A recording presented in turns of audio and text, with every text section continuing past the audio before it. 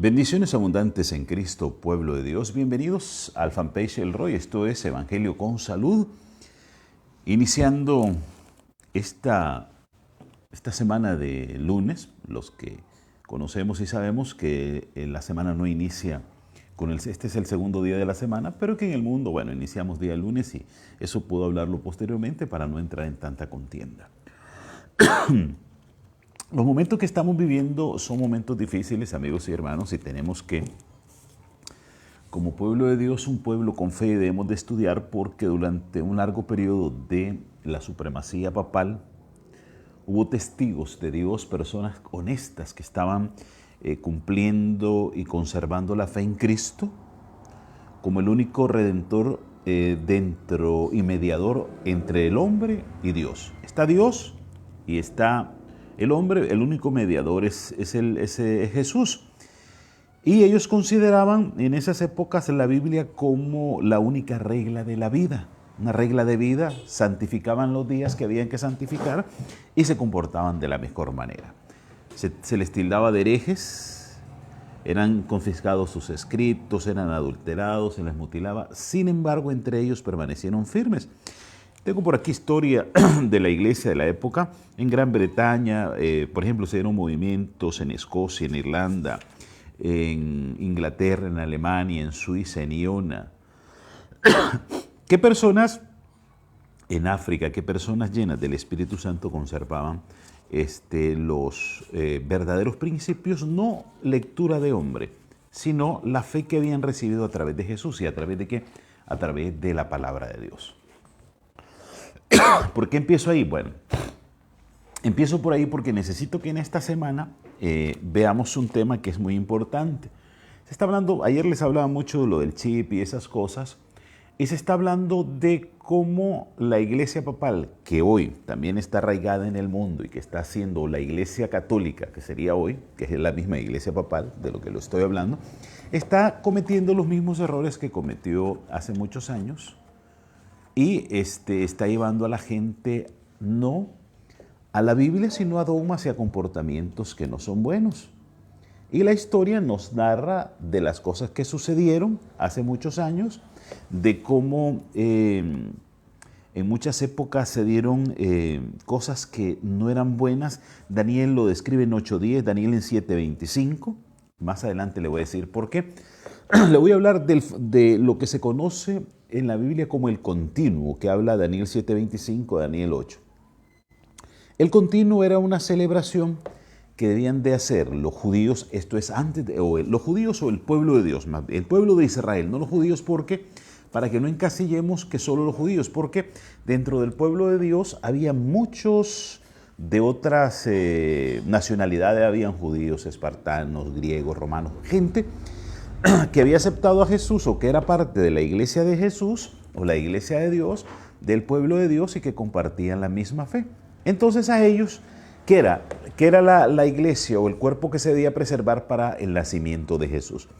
Dios les pide en Éxodo 25:8 que le hagan un santuario. Dice, para mí, háganme un santuario ahí, y yo habitaré entre el santuario. El santuario sería un tabernáculo o una tienda de reunión que iban a tener ellos. La idea de este santuario era que el Señor iba a habitar en ellos. No era, si bien es cierto, no era tan común de los israelitas, sino que también en el cercano oriente había algún tipo de santuario que se hacía, pero para los baales, para algún tipo de dioses, y que el Señor quería que se lo hicieran a Él, y les da medidas, les da de todo. Por ejemplo, Él les da, no existe un santuario igual que se dio en la tierra, porque no existe. La gente a veces confunde, no, es que como la imagen que tenía el Señor ahí en el cielo, porque la gente cree que allá en el cielo hay un santuario igualito que el que se dio en la tierra. Es una idea que tiene Dios y se la da para que Moisés la plasme, porque le da de todo. En Ezequiel 42:15, Ezequiel 42:15, le dice cómo va a ser el santuario y demás, y las medidas, 1500 metros de ancho por 1500 metros de largo, era toda una tienda, y se la voy a mostrar. No encontré una revista que tengo por ahí del santuario, pero le voy a mostrar esta para que usted la vea. Mire cómo es el santuario celestial. Así, ahí se lo pongo para que ustedes lo puedan observar. Y si quiere yo lo tengo en digital y se lo paso para que usted lo estudie. Y entonces, pero ¿por qué era eso? Bueno, el Señor quería que a través del santuario se hiciese un sacrificio, había un sacrificio diario y un sacrificio anual. ¿Ves? ¿Por qué? Porque Él quería que ellos viniesen a un tipo de redención que Él les presentaba y que ellos hicieran una actividad. Ahí aparecía ¿cómo se llama? Un sacerdote o una persona que era la mayor del pueblo. Dice Levítico 4, dice Levítico 10, dice Números. Todo lo que yo estoy hablando está ¿cómo se llama? Con los versículos bíblicos, que es el santuario era donde venía un sacerdote y estaba, por ejemplo, y ahora les voy a mostrar lo que se conoce como todo el santuario. Por acá lo tengo porque yo tenía una revista que me era mucho más fácil.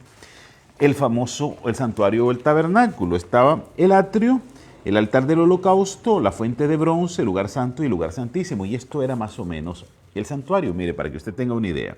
No sé si lo ven ahí. Ahí lo ven bien.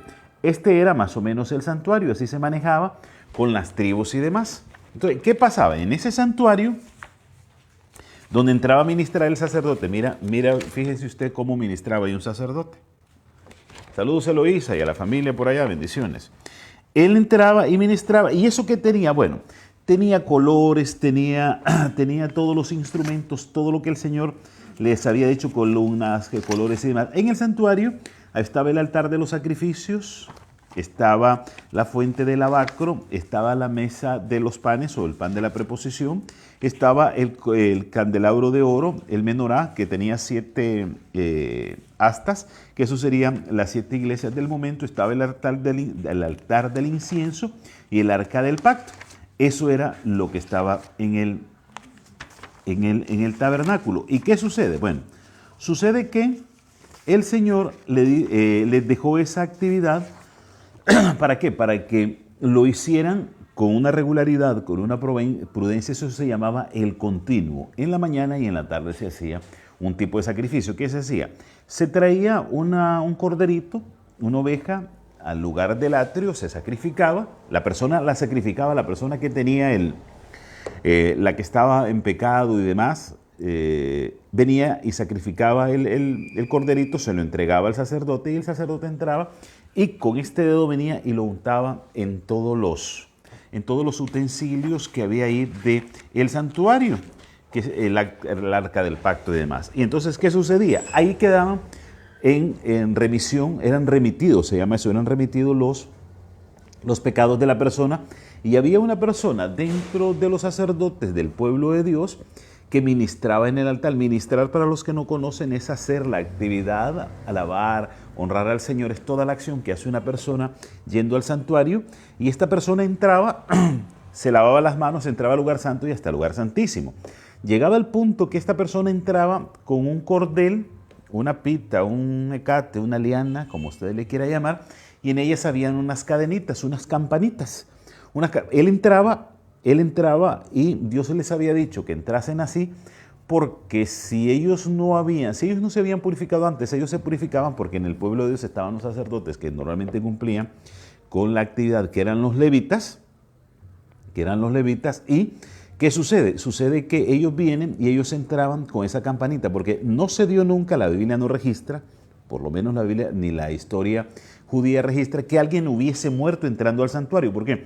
Pasaba el atrio, el lavacro, entraba al lugar santo y al lugar santísimo, donde él ministraba, donde él presentaba la sangre de los corderos en remisión de los pecados del pueblo. Todos los que eran judíos, todos los que eran cristianos, todos los que eran pueblo de Dios lo presentaba, y posteriormente esa es una actividad que ellos hacían. Esto se da después de que Israel viene cautivo de Egipto, viene cautivo de Egipto, y el Señor le da todas estas recomendaciones. Entonces, eso se le llamaba el continuo. Para que me entienda más adelante, que le voy a hablar en Daniel, el famoso continuo, esa era la actividad que se daba, ese era el antes, porque así mismo iba a ser la actividad que se iba a hacer cuando Jesús viniese. Usted ha oído que dice que Jesús es el camino, la verdad y la vida.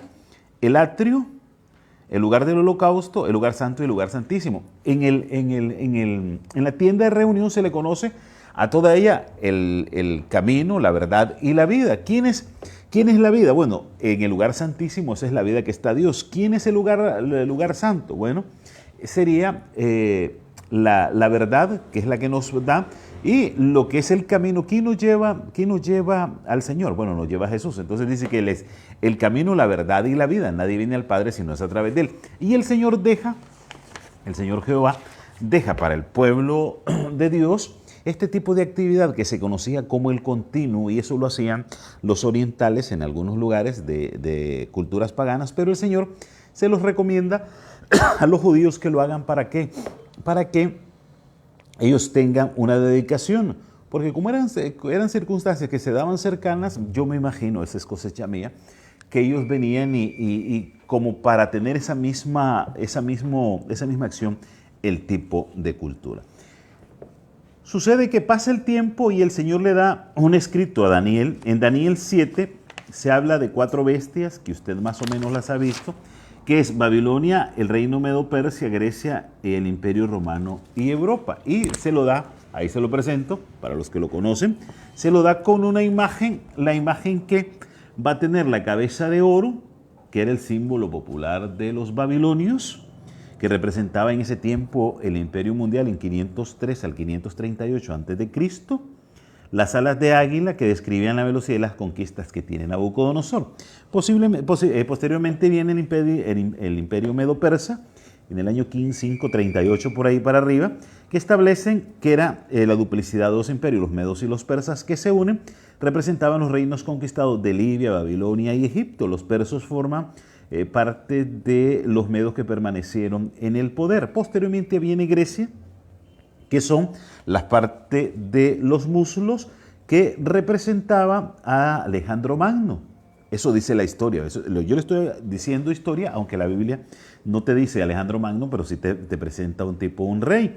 Posteriormente viene el Imperio Romano en el año 168. Los romanos se establecen como el 4º imperio mundial por causa de sus servicios y de las cosas que hacían. Subyugaban a las naciones, las tomaban, y posteriormente aparece el Europa. Europa durante el periodo de 351 hasta 476 después de Cristo más o menos, que aparece el Imperio Romano dividido en 10 pequeños reinos que serían los dedos de la imagen, que más adelante Daniel habla de 4 cuernos, y de los 4 cuernos sale un cuerno más pequeño, y más adelante se lo voy a explicar para que lo entendamos.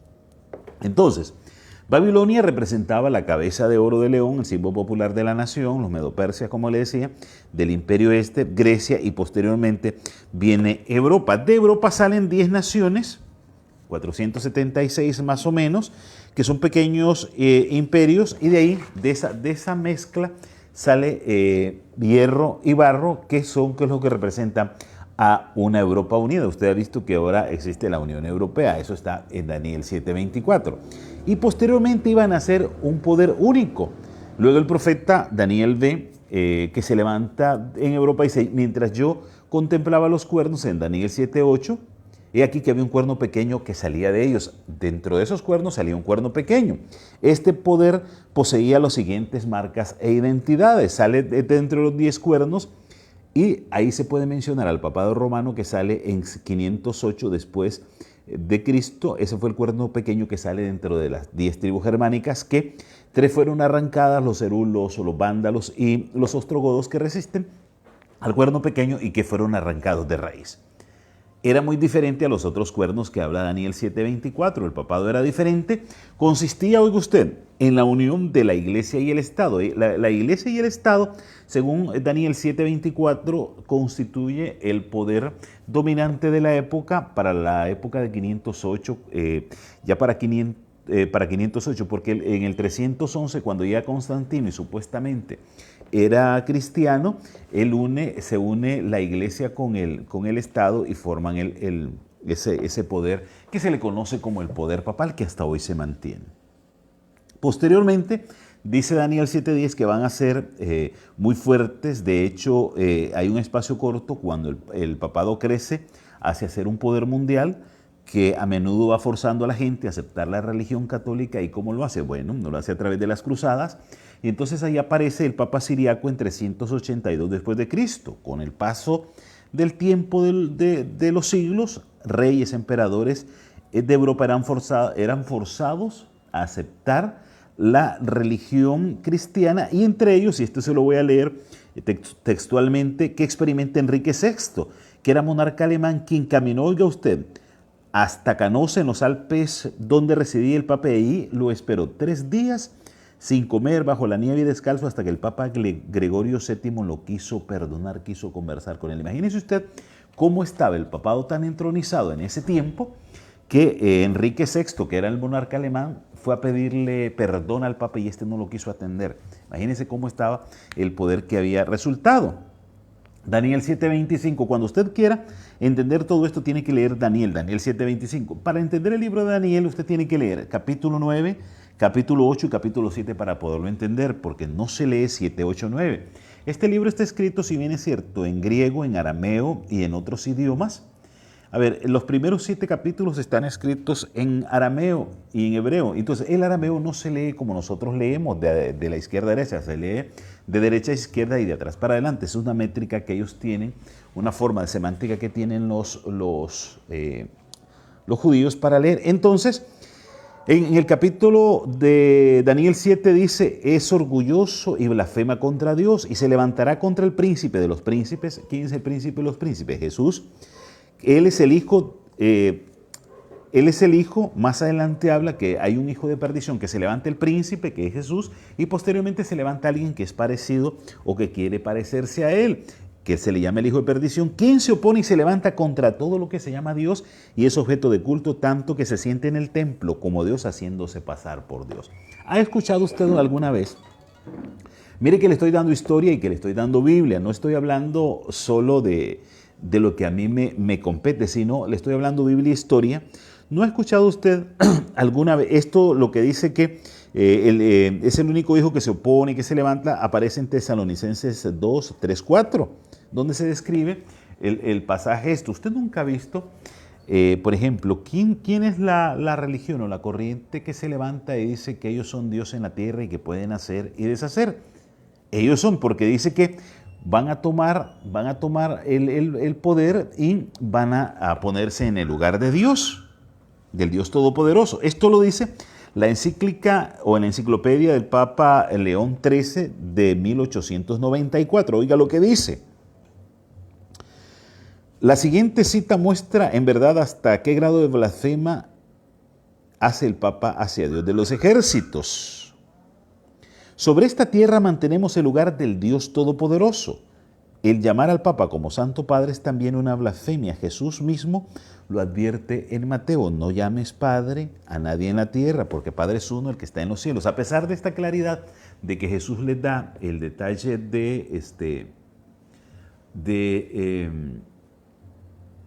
vamos a quitar aquí, el detalle de que no podemos amar a nadie que quiera ponerse o postrarse o posarse por encima de Dios, y la Iglesia Católica lo hace, y no es cierto. Entonces, ¿qué hace? Quita del santuario, con el poder que ella tiene, lo que se le conoce como el continuo. ¿Y cuál era el continuo? El continuo era lo que yo le decía, la actividad que se hacía en el santuario. Mavis Chacón Cubilla, saludos de Panamá, saludos amigo y hermano, que estés bien, bendiciones abundantes en Cristo. He estado oyendo que en Panamá están un poquito fatales, ¿verdad? Con el tema del coronavirus y algo del Estado. Bueno, estamos fatales por todo lado, Mavis o Mavis, tú me corriges, pero me alegra de saber que nos está usted, está con nosotros en esta noche, y espero que la explicación del santuario para llegar al continuo que fue arrancado, que fue quitado, sea de la mejor manera. Y entonces, cuando viene el papado romano, por las circunstancias que más o menos le he hablado a rasgos generales, tengo todo el estudio. Cuando quiera usted se lo puedo pasar así por el WhatsApp en un PDF y usted lo baja y lo empieza a leer. Es lindísimo. Lo mejor de esto, no porque yo la haya hecho, es una recopilación y hay mucha cosecha mía cuando estudiaba teología, pero también es con datos históricos presentes, con la Biblia. Yo la Biblia la voy haciendo así con la historia y encontramos esos detalles. Entonces, se quita el continuo. ¿Por qué? Porque los papas, a pesar de la claridad bíblica que les da Jesús en los evangelios, ellos en virtud de saber que es exclusiva la gloria y la honra para Dios, ellos vienen y se arrogan el derecho y declaran la capacidad de perdonar pecados, algo que solo le pertenece a Dios. Ojo, y ahora la iglesia suya y la iglesia mía, que somos, digamos, protestantes y que no estamos de acuerdo con la iglesia católica porque cometen cada delito, ellos saben que nosotros no los creemos como tal, porque hay una palabra, hay una realidad verdadera. La fe es el estudio de las verdades reveladas por Dios a su pueblo.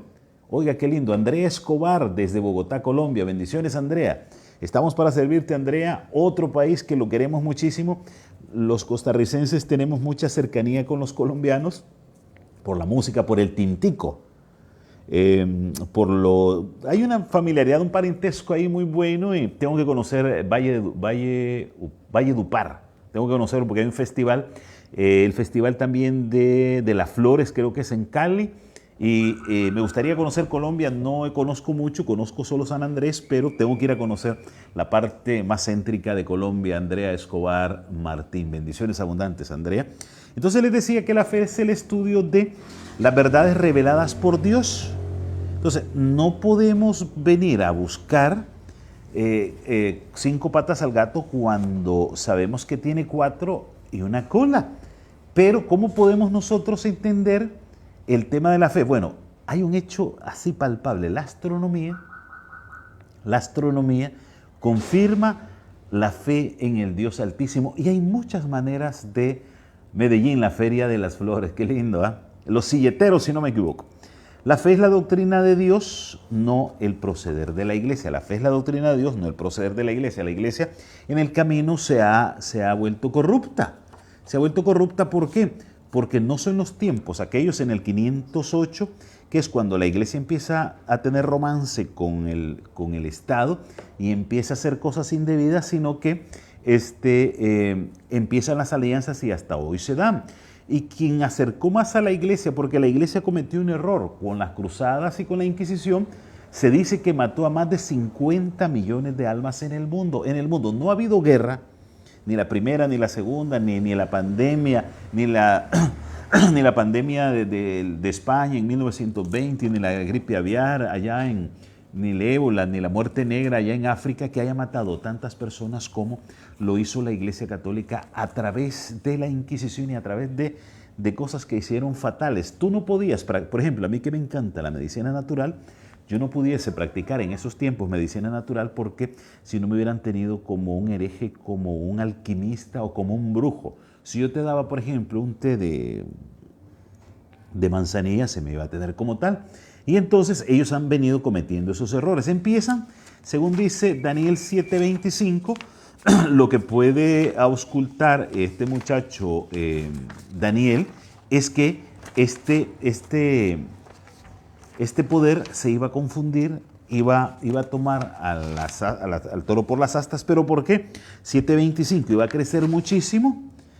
Dice que mientras yo contemplaba los cuernos, aquí otro cuerno pequeño salía de entre él. Ese es un cuerno pequeño y de él salen 10 cuernos, que es lo que se conoce como de Europa y es lo que cuando se da la reunión entre el Estado y la Iglesia y continúa el tema de ser los que estén gobernando. Se dice que en el nuevo orden mundial que se quiere poner, la Iglesia Católica es la que va a predominar. ¿Por qué? Porque ellos tienen un líder que supuestamente está uniendo a todo el mundo. Como le decía, antes de saludar a Andrea, tenía la idea, me recordé a Andreita, aparece Juan Pablo II. Juan Pablo II, el famoso Karol Wojtyła, el papa viajero que nació en Polonia, él fue prisionero de guerra en la Segunda Guerra Mundial, lo tuvo preso, lo estuvo en campos de concentración, un hombre con una capacidad de humanidad tremenda, pasando hambre, fríos y demás, y ayudando al prójimo, pero él vino y él se encargó de unir a los pueblos. Él tenía una ventaja, se le conocía como el Papa amigo o el Papa viajero. No había lugar en la tierra, ha sido el Papa de todos los que han pasado hasta la fecha que ha viajado por todas partes del mundo. Llegó hasta un momento que yo viví en Honduras en los años 80. Me llamó mucho la atención cuando Juan Pablo II estaba en Honduras y llegó a un lugar que se llama en Honduras La Mosquitia. La Mosquitia es un lugar que está entre Nicaragua y Honduras ¿cómo se llama? En Nicaragua se llama la costa atlántica, que casualmente hay una Mosquitia, la Mosquitia de Nicaragua y la Mosquitia de Honduras solo la separa la frontera. Y llegó a la Mosquitia en Honduras, donde están unas tribus, me acuerdo siempre, garífunas, y les preguntó a alguien por ahí, ¿qué idioma hablan acá? Mire, aquí hablamos el garífuna, el creol, el no sé qué, y el Papa, según se dice, nunca había llegado a esas regiones y empezó a hablarles en garífuna y esas cosas, oiga, y eso fue una maravilla, la gente quedó embelesada, el pueblo católico, el pueblo mariano, de este Papa que empezó a unir posteriormente con el paso del tiempo, antes de que él muriera y esas cosas, y que estaba bien, antes de que Ali Dadka, aquel hombre, le metiera un tiro y demás, él se había reunido con la iglesia ortodoxa, la iglesia de los rusos y parte de la iglesia romana, europea, perdón, la iglesia ortodoxa, los musulmanes, los chinos, con todos había hecho alianzas. ¿Por qué? Porque él ya venía preparando el camino para levantarse. Si usted en este momento, amigo y hermano, el tema es largo, pero es interesante, es bonito para que lo conozcamos y después nos centremos en Biblia y que no nos vendan gato por liebre. Dicen en mi país que no nos den atol con el dedo, sino que te den tu cuchara y tú te tomas tu atol. Vino que las alianzas que estaba haciendo hasta hoy, cualquier conflicto que hay en el mundo, quieren llamar siempre a alguien de la Iglesia Católica porque supuestamente está en el medio. ¿Y por qué? Porque son una organización tolerante, tú eres asesino y todo lo que tú quieras, pero mientras tú vengas, des tu limosna, 4 Ave María y 5 Padre Nuestro y te arrepientas de aquí para afuera, del diente al labio y te vayas, no hay problema. Mientras que nosotros sabemos que no es así. Si bien es cierto, el Señor ama al pecador, pero odia el pecado. La religión es el esfuerzo del hombre tratando de agradar a Dios. Y usted y yo no tenemos que agradarle a Dios para que Él nos ame, porque desde el principio Él ya nos amó y nos regaló a su Hijo en Juan 3:16. Y entonces, ¿qué hace la Iglesia Católica? El papado, la Iglesia Romana, que hasta hoy lo hace, viene y quita el continuo. Y a partir de el 300 más o menos después de Cristo, por ejemplo, empieza él, porque a Constantino tiene un sueño, vive una cruz y entonces empieza lo que se conoce la señal de la cruz y la oración por los muertos, que antes Macabeo lo había dicho en el capítulo 12 y algo, lo había dicho. ¿Por qué? Porque ellos creían que como se habían muerto las personas, para honrarlos y honrar a Dios, supuestamente, ellos venían y daban, ¿cómo se llama? Daban plata. Se murió tu tía Panchita. Es un nombre, no me tomen a mal. Me lo tengo. Se murió tía Panchita, entonces hay que hacerle una misa, hay que hacerle un recordatorio para que en el lugar donde ella esté, pueda estar bien. Entonces recogían plata y eso no existe. Las misas, los recordatorios a los muertos no son nada. Hay que leer Eclesiastés 9:4, donde nos dice que el muerto, aún hay esperanza para los vivos, porque el muerto nada sabe, su odio, su tristeza, su alegría ha pasado. Recuerde que la fe son las verdades reveladas por Dios Altísimo a usted y a mí. Y entonces viene la Iglesia Católica y empieza con señales, por ejemplo, leyes dominicales, que se da en observar el día domingo como el día santo del Señor, cuando sabemos que es el sábado. Y eso, bueno, yo lo he sacado del catecismo católico, no es invento mío, porque usted va a decir, no, este tipo está volado del techo, está calenturiento, y entonces se fumó un puro y un habano, qué sé yo, y está borracho, está con mosto. No, lo he sacado del catecismo que escribe el padre Gersman, que es el catecismo de la Iglesia Católica. Viene en el 394, empiezan con la misa pagana, la exaltación de María en el 431 como Madre de Dios, el uso del idioma latín en la oración y en las oraciones dirigidas a los santos y a los muertos en el 600, donde la gente no entiende nada. Por primera vez en 607 se usa el nombre del Papa, o uso oficial, Papa se le llamaba a las personas en las tribus y en las culturas paganas, alguien que estaba por encima además de las personas. Entonces, adoración de la imagen, en el 850 el agua bendita, el colegio de cardenales, en 1990 el rezo y el rosario, que lo inventa un cura que se llamaba Domingo de Guzmán, que por ejemplo, casualmente hoy que estoy transmitiendo para Nicaragua, en Nicaragua se da la visita de Santo Domingo de Guzmán, que es una tradición que se celebra entre los últimos días de julio, como del 29 de julio al 11 de agosto, si no me equivoco y si no me corrigen, y empieza la Inquisición en 1184 y matan a cualquier cantidad de gente en todo el mundo. Tú te aparecías con una Biblia, la Biblia que ellos mismos habían traducido y demás, porque de la Iglesia Católica sale la Biblia, el Señor los había levantado ahí, pero que después se pierde, y entonces ya tú no la podías tener porque eras esto, eras lo otro. ¿Y qué están haciendo? Empiezan a quitan el continuo, esa alabanza, esa adoración que había en el santuario, la quitan.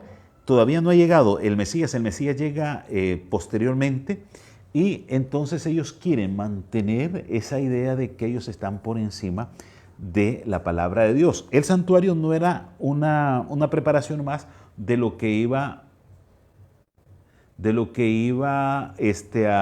¿cómo se llama?, a suceder más adelante, que era que igualito iban a traer a Cristo. Todo lo que se hace en el santuario, ahorita ya te contesto, Andreita, un momentito. Todo lo que se iba a hacer en el santuario también se iba a cumplir con Cristo, y con Cristo se cumple, y ya con Cristo usted y yo no necesitamos traer esa ovejita como se hacía en el santuario antes, el santuario terrenal que les había dado, que ahora les enseñé la foto, sino que en Jesús ya se cumple. Y entonces, a partir de la muerte, resurrección y vida de Jesús en el cielo, usted y yo podemos entrar al tabernáculo de la gracia, lugar donde está Dios. A ver, cuando se habla de tabernáculo, es el templo, es el lugar donde vive Dios, que sería el tercer cielo, dice Pablo en Corintios, y es cuando usted y yo podemos venir delante de él, no ir ni de ningún sacerdote, ni ningún cura, ni ningún pastor, ningún evangélico, nada ni nadie, sino que ir directamente a Jesús, porque el Espíritu Santo te lleva a Jesús, y en el nombre de Jesús presentarte para Dios. Entonces ya nosotros no ocupamos el santuario, pero la Iglesia Católica todavía lo sigue manteniendo. Hay gente que no le gusta que le hable de esto, pero lo tenemos que hablar, porque para yo hablarle del chip que se va a poner más adelante, cuando ayer les hablaba de Apocalipsis 13:16, que aquí va a estar, y se lo voy a leer, que aquí está la marca, para unos que eran libres esclavos, les pusiese esa marca en la mano derecha o en la frente, que ninguno pudiese vender ni ninguno pudiese comprar si no tuviese la marca. Dice que aquí hay sabiduría. Entonces, iba a suceder todo eso, que iba a haber un gobierno eclesiástico, político, que se iba a levantar. ¿Y quién cumple toda esa característica? ¿Quién la cumple? Bueno, la cumple la Iglesia Católica, y hay muchos vestigios para que se cumpla. Por ejemplo, aquí hay un dato que se lo quiero dar. En 1512, en el Concilio de Letrán, Cristóbal Marcelo, que era un cura, le dice al Papa: tú eres el pastor, tú eres el médico, el esposo, el gobernante entre los dioses de esta tierra. Tú eres el Papa, tú mandas por encima de Dios. ¿Cómo se llama eso? Se llama blasfemia. Ya decía Daniel 7:25 que se iba a quitar el continuo, se iba a hacer pasar por Dios, e iba a entronizarse como él. Y ahorita se lo leo, vamos a ver si encuentro, Danielito. ¿Qué te hiciste, muchacho? Por aquí está Daniel. Dice que 7:25, y oiga ustedes lo que ha dicho: y hablará palabras contra el Altísimo, y a los santos del Altísimo quebrantará. No pasó la época del 357, 1798, 1260 años, que habla Daniel también, cuando la Iglesia Católica o la Iglesia Papal, la Iglesia Romana, viene y mata cualquier cantidad de gente, porque dice que los iba a quebrantar, iba a cambiar los tiempos y la ley, y serán entregados un tiempo y otro tiempo. ¿Y qué pasa? Dice que hablaría palabras contra el Altísimo y los quebrantaría, y se sentaría en el lugar del Santísimo, que aquí está hablando de Dios. Y entonces no cumple con todas las características de ese poder que se iba a levantar. En 1958, en el Concilio de Trento, todo esto lo he sacado del Catecismo Católico, no me lo he inventado. Dice: la Iglesia de Dios ha considerado conveniente transferir la observación y la celebración del sábado al día domingo, dice el Catecismo. ¿Qué día va la gente a la iglesia? Va el domingo. ¿Y por qué va el domingo? Bueno, porque la Iglesia Católica se lo ha impuesto. ¿Y cómo se lo ha impuesto? Desde hace mucho tiempo, y que ahora ya lo tienen dentro del Catecismo y demás. Un versículo bíblico que usted me diga que para adorar al Señor hay que ir el domingo, no lo hay, no hay uno, no hay. Y aquí voy a hacer un paréntesis, y esto no es porque porque cuando Dios le da el día sábado, el día del Shabbat, o el día para que las personas vengan a estar en amores con Él y descansen y están con Él, todavía no estaba ni el pueblo judío, ni el pueblo alemán, ni los griegos, ni los egipcios, cuando el Señor les dice, oiga usted, en Génesis 2, fueron pues acabados los cielos y la tierra y todo el ejército de ellos, y acabó Dios el día séptimo de la obra, y oiga usted lo que dice, y reposó el día séptimo de toda la obra que hizo, bendijo al día séptimo, lo santificó, porque en él reposó de toda la obra que él había hecho. Entonces, ¿por qué usted me va a decir entonces que vamos a ir a proclamar o a estar en reunión en en el día domingo cuando es el sábado? 1893, en el Catholic Mirror of September de 1893, que es de la Iglesia Católica, o el espejo católico de septiembre, Catholic Mirror of September, dice que se cambia el sábado del domingo al sábado porque la Iglesia Católica lo pone. Y así se está haciendo tantas cosas. Entonces es cuando Daniel dice en el 7:25, y serán cambiados los tiempos y la ley. Entonces, para que usted y yo podamos entender lo que va a suceder más adelante, es que ya viene todo un proyecto bien orquestado, y no es cierto que la Iglesia Católica es la Iglesia de Dios, no es cierto, porque está contra Dios y está contra los santos del Señor, que son los que leen la Biblia, los que con Biblia y no con otro documento, se demuestra que la venida del Señor es pronta y que hay un poder que se está levantando, y que casualmente en Apocalipsis dice que se sienta donde están los 7 montes. ¿Sabe usted cómo se llama? ¿Sabe usted dónde está la Iglesia Católica? Está en el Vaticano, es un lugar donde hay 7 montes casualmente, y donde estaban habían un tipo de personas ahí en un monasterio hace muchos años, donde se sienta la Iglesia Católica, que eran los famosos vates, o eran brujos y magos de la época. Ahí está la Iglesia Católica. Andreita Escobar Martín, de Colombia, dice: en algún momento va a dar el Marislam, o la unión entre la Iglesia Católica y el islamismo. Oiga, si no se ha dado, ya se está dando. Ahora casi te contesté, Andreita, porque va a haber la unión, eso se le llama ecumenismo. A ver, todos se van a reunir. Ahorita es una encíclica, una bula, así le llaman los católicos, una bula que tiene el Papa Francisco ahorita, que casualmente está recién operado, nos dimos cuenta, hay que orar por él, necesita de Cristo. Sí.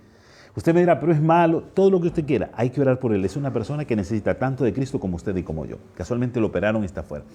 Latus Dei, algo así. La Latus Dei es como la tierra, el día de la tierra. ¿Ellos qué quieren hacer? Se va a unir un día esto la Iglesia Católica, Andreita, con Marislam, con los islámicos y Patricia Sarria, amén. Patricia Sarria, no sé dónde llamas Patricia, dónde no, bendiciones. Se van a unir ¿para qué? El mundo está cada día más difícil. En el mundo estamos, y Dios va a juzgar también a las personas que estén dañando.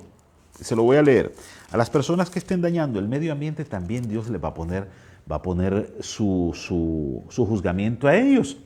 ¿Por qué? Porque el Señor creó la tierra, los peces, el mar y de todo. Y si tú, por ejemplo, entré en dañar el ecoambiente, el ecosistema y de todo más, también el Señor lo va a poner. Dice, esto es en el 11:15, en la 7ª trompeta: y se airearon las naciones, y tú hubieras venido al tiempo de juzgar a los muertos, y de dar galardón a tus siervos los profetas, a los santos y a los que temen en tu nombre, a los pequeños y a los grandes. Y oiga usted lo que dice aquí: y a destruir los que destruyen la tierra, el medio ambiente y demás. También Dios se va a encargar, ¿ha visto usted esas personas, por ejemplo, aquí en la Amazonia de América del Sur, cómo han deforestado las cuencas, las laderas, los lados donde está el río Amazonas y demás? Y muchos brasileños sufren, etnias, culturas indígenas, sufren porque los agarran, y ha habido pleito y los matan y demás, y ha habido mucho sacrificio. Entonces, también a esas personas lo va a hacer. La unión, la unidad, ¿qué va a hacer? ¿Cuándo va a ser? Bueno, nosotros ¿qué tenemos que hacer? Predicar Biblia para que Cristo venga y que las personas nos convirtamos. Esperemos lo que se conoce como la lluvia tardía. Ya se dio la lluvia temprana. ¿Cuál fue la lluvia temprana? Para tener una idea, no me voy a salir porque toda esta semana quiero hablarles del tema para que quedemos bien empapados, para que busquemos. La lluvia temprana, Andreita, se dio En el Pentecostés también se da en la iglesia de los Hechos capítulo 2, cuando ellos están, dice, orando en el aposento alto, ellos esperaban el sellamiento y la venida del Espíritu Santo que los sella a ellos, y empiezan a hablar, y las personas que estaban ahí, dicen que eran de muchas naciones, los escuchaban hablar como que si hablasen en sus idiomas. Y entonces ese mismo sellamiento se va a dar en quienes, en aquellas personas como usted y como yo, que cada día estemos buscando cómo tener un acercamiento, ser sinceros a la palabra de Dios, ser sinceros a la Biblia y no argumento bíblico. Yo aquí no le vengo a leer o a decirle, mire, no, es que tenemos que leer el libro tal porque lo escribió tal persona y es lo mejor que hay. No, yo lo que le vengo a leer aquí es Biblia, y posteriormente lo conjugo con hechos históricos de las cosas que han sucedido. Usted me dice, ¿y cómo sabe usted que existía este señor Constantino en el 311 que era gobernador del mundo? Bueno, Constantino en el 311 no estaba en la Biblia, no aparece, pero la Biblia te habla del poder. Pero cuando tú vienes y vas a la historia, literatura universal, historia, te encuentras que aparece Constantino y casualmente aparece en esa fecha, en esa época, y está haciendo o gobernando el mundo. Y bien, y él un día esto le da un ramalazo, una idea por ahí, porque él no era cristiano, pero sí acepta a la iglesia como tal, al cristianismo de la época, porque él quiere gobernarlo también. Él era adorador del sol. Y él es cuando dice a sus siervos, a la gente que estaba con él, a partir de esta fecha, todos vamos a adorar el sol en el día domingo, que es el Sunday o el día del sol. Los únicos que no y nadie va a trabajar, los únicos que pueden trabajar y no estar en esa adoración son los trabajadores de campo, los agricultores y demás, y algunos que trabajaban en el palacio, en los tribunales y demás, y el resto empieza a trabajar. ¿Y qué hacían? Como el tipo sabe que el día del Señor es el sábado, empiezan a ponerles cargas. ¿Usted no ha visto que la Iglesia Católica también, que está por encima de todos los gobiernos en el mundo, le ha puesto cargas al día sábado? ¿Para qué? Para que usted lo vea como, bueno, vienen a reposar en el día sábado, hacen ayunos y demás, para que veamos nosotros, los que no conocemos mucho, que el sábado no es para reposar, que el sábado es un día que el Señor lo puso de tormento, y no es así. Para los que guardan y guardamos el sábado, cuando usted entiende eso bíblicamente, aquí no le voy a hablar de religión, de la iglesia bautista, del adventista que guardan el sábado, no. Cuando usted entra en la relación de guardar el día sábado porque usted encuentra en él que es parte de lo que Dios nos ha dejado, que guardar el sábado no me va a llevar al cielo, no, pero es parte de que usted encuentra, por ejemplo, que las personas de corazón. Si yo sé, por ejemplo, hoy, que el día del Señor en que yo no debo trabajar, que lo debo guardar, es el día del sábado, porque yo en el domingo, aún así me digan en este mundo que no hay trabajo. Nosotros debemos de tener lo que le leí ahora, principios y valores que tenían nuestros hermanos allá por la época del 400, del 500, en la época de Jesús. Consideraban la Biblia como única vida de regla. La regla de la vida era la Biblia, y santificaban el verdadero día de reposo, el sábado. Se les tildaba herejes, sus escritos eran confiscados, adulterados y mutilados. Sin embargo, ellos permanecieron firmes. Su historia ocupa un lugar escaso en los registros humanos fuera de los que se encuentran en las acusaciones de los perseguidores. Roma trató de destruir a lo herético, tanto a personas como a escritos. Se esforzó también por destruir todo registro en la cualidad. Además, en Gran Bretaña el cristianismo primitivo había echado raíces muy temprano sin dejarse de corromper por la apostasía romana. En Escocia, desde ahí la verdad fue llevada a Irlanda y otros países bien recibida. Fueron evangelistas que observaban el día sábado y demás porque sabían que era bueno. En Inglaterra, en Alemania, en Suecia, en Italia, y posteriormente para 1700 y algo, cuando se vienen esas grandes intifadas que se vienen, oleadas que se vienen, es cuando llegan a Estados Unidos, la pobla, y se viene mucho cristiano, y ellos se quedan ahí en la observancia de las fechas que el Señor nos ha dado, que son bíblicas, y que usted y yo las podemos seguir cumpliendo. Así es que para que usted y yo podamos entender un poco de lo que va a suceder en el mundo, lo que está sucediendo en el mundo, tenemos que, como regla para aprender, tenemos que conocer el santuario. ¿Sabe por qué?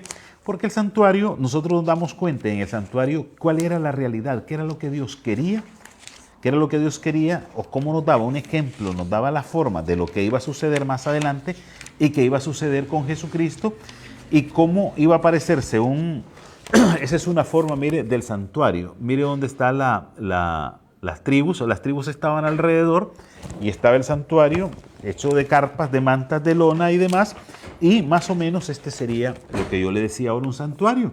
Ese es un santuario que representaba el sacrificio de Jesús en la cruz, que era un cordero